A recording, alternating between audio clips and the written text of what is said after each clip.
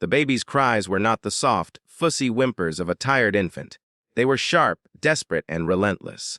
The kind of cries that slice through a crowded airplane cabin and make every head turn at once. 30,000 feet above the ground, inside a first-class cabin lined with polished leather seats and quiet luxury, a millionaire's child was screaming as if the world had ended.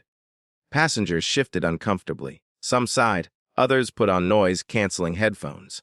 A flight attendant hurried down the aisle with a practiced smile that barely concealed her worry, and seated by the window, dressed in an impeccably tailored charcoal suit, was billionaire tech entrepreneur Adrian Laurent, a man who had built empires out of code and courage, yet now looked completely powerless in the face of his 6-month-old daughter's tears. Before we go any further, if you believe in kindness, in second chances, and in the quiet power of ordinary people to change extraordinary moments, take a second to like this video, comment your thoughts, share it with someone who believes in humanity, and subscribe to the channel. Stories like this remind us that sometimes the smallest acts create the biggest miracles. Adrian Laurent was not a man accustomed to helplessness. At 42, he had founded one of the fastest-growing AI companies in the world. His name appeared on magazine covers beside words like visionary and genius. Investors chased him. Politicians consulted him. He lived in a penthouse overlooking Manhattan, owned properties across Europe, and traveled on private jets more often than commercial flights. But today he was flying commercial for a reason. His wife, Elena, had passed away 3 months earlier after a sudden and aggressive illness, the kind that arrives without warning and leaves without mercy. She had been warmth to Adrian's cool brilliance, softness to his sharp edges. Their daughter, Isabella, had been born during the last fragile season of Elena's life, a bright light in a dimming world. Since Elena's death, Adrian's world had become quiet in the worst way. Meetings continued. Stock prices rose. Awards were accepted. But his home felt cavernous, and every night ended with him standing in Isabella's nursery, staring at a crib that felt both like a miracle and a reminder of everything he had lost. This flight was meant to be a new beginning. He was traveling to Paris to spend several weeks at the villa where he and Elena had once dreamed of raising their family.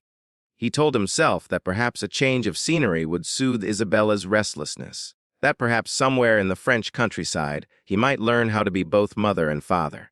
But somewhere over the Atlantic, Isabella had begun crying, and she would not stop.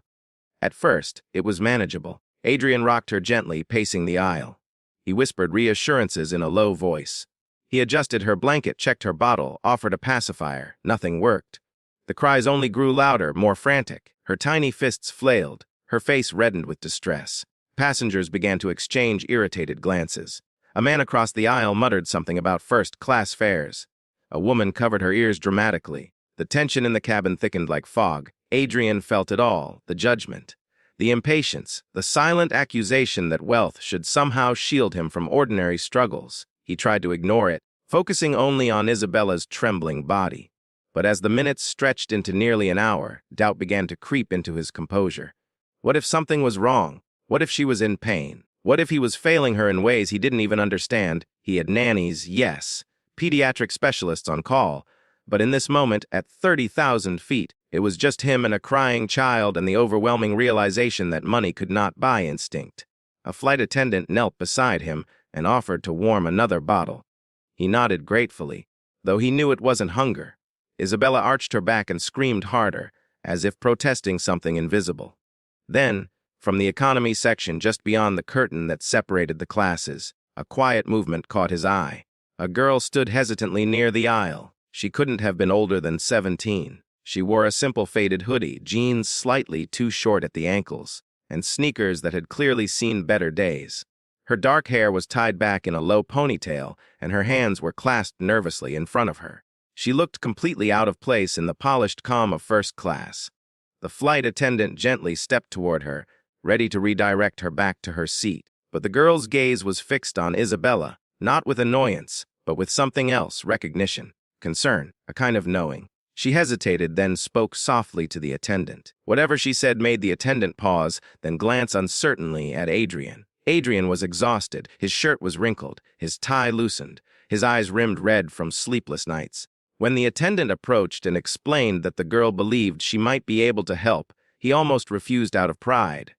But then Isabella let out a cry so sharp it felt like it pierced his own chest. Desperation overcame ego. He nodded, the curtain was drawn back slightly, and the shy girl stepped into first class as though crossing into another world. Several passengers stared openly. One shook his head in disapproval, but the girl ignored them. Up close, Adrian noticed how small she seemed, how thin.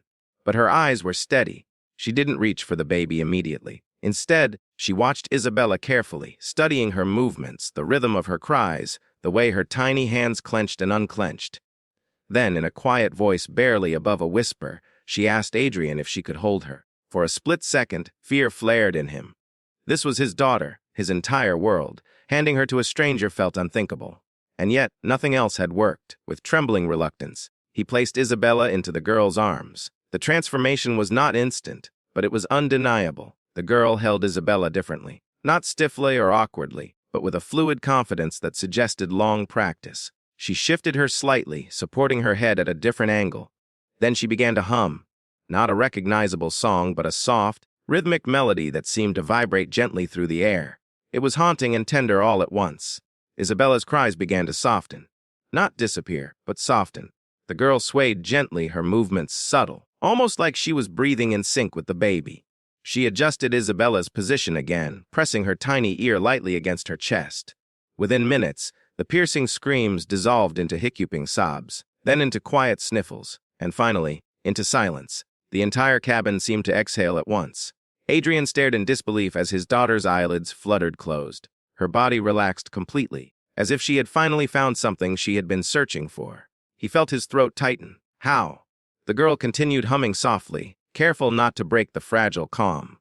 When she was certain Isabella was asleep, she looked up at Adrian with shy uncertainty, as if asking permission to return her. He gently took his daughter back, stunned by the weight of relief flooding his body. The cabin, moments ago filled with irritation, now buzzed with awe. A few passengers even offered quiet applause. Adrian thanked her, his voice unsteady. He asked how she had known what to do. The girl hesitated, then explained in simple words that she had raised her 3 younger siblings after their mother fell ill. That babies sometimes cried not from hunger or discomfort, but from feeling overwhelmed. That holding them close enough to hear a heartbeat could remind them of safety. Her mother had used to do that, she said. Press them close and hum until the world felt smaller. Adrian felt something inside him shift. All this time, he had been trying to solve Isabella's distress like a problem, checking boxes, applying solutions, moving logically from one possibility to another. He had forgotten that she had spent 9 months listening to her mother's heartbeat. That perhaps what she missed most was not a warmer bottle or a better angle, but a familiar rhythm. He asked the girl her name, Maya. She was flying to Paris too, though not to a villa. She had received a scholarship to study music at a conservatory. It was her first time on a plane. She had saved for months just to afford the economy ticket, supplementing her scholarship with late-night shifts at a diner. Music, she explained shyly, was the only thing that had ever made chaos feel bearable. Adrian felt humbled in a way no boardroom had ever achieved. Here was a girl with so little in material wealth, and yet she possessed something he, with all his resources, had nearly forgotten: instinct born of love. Strength carved from hardship. As the flight continued, Isabella slept peacefully against his chest. Adrian found himself thinking not about stock markets or strategy meetings, but about Maya's steady hands and gentle humming. When the plane began its descent into Paris, Adrian made a decision that would ripple far beyond that flight. He sought out Maya before disembarking. He thanked her again, not just for quieting a cabin, but for reminding him of something essential. He offered to have his driver take her to the conservatory.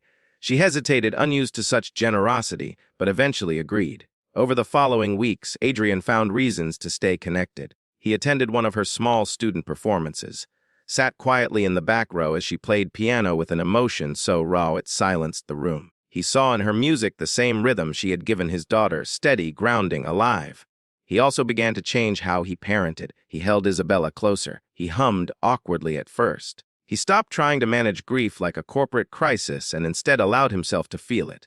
And slowly, something began to heal. Months passed. Maya thrived at the conservatory, though finances remained tight. Adrian, careful not to patronize, established an anonymous fund supporting underprivileged music students. Maya would later discover who was behind it, not through grand gestures, but through quiet paperwork and a familiar signature, their lives became unexpectedly intertwined. Not as benefactor and charity case, but as two people who had met at a breaking point and chosen kindness. Years later, at a grand charity gala in Paris, Maya performed on stage before an audience of dignitaries and artists. Adrian sat in the front row with a now toddler Isabella on his lap. As the final note lingered in the air, Adrian felt tears in his eyes. He remembered the flight, the screams, the helplessness, and the shy girl who had done the unthinkable, who had stepped across an invisible boundary between classes and reminded a grieving father that love is not measured in bank accounts. Before we reach the end of this story, if it has touched your heart even a little, please take a moment to like the video, share it with someone who believes in quiet miracles, and subscribe to the channel. Your support helps stories like this reach the people who need them most. Special request comment: kindness has no class.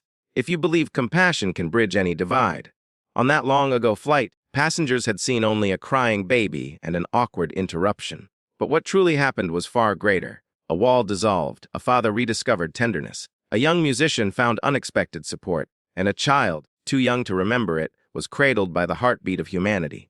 Sometimes the unthinkable isn't dramatic or loud. Sometimes it is simply a shy girl standing up when no one else will. Sometimes it is crossing a curtain others pretend is permanent. Sometimes it is holding a stranger's child as if they were your own. At 30,000 feet above oceans and expectations, kindness changed the course of 3 lives. And maybe, just maybe, it can change ours too.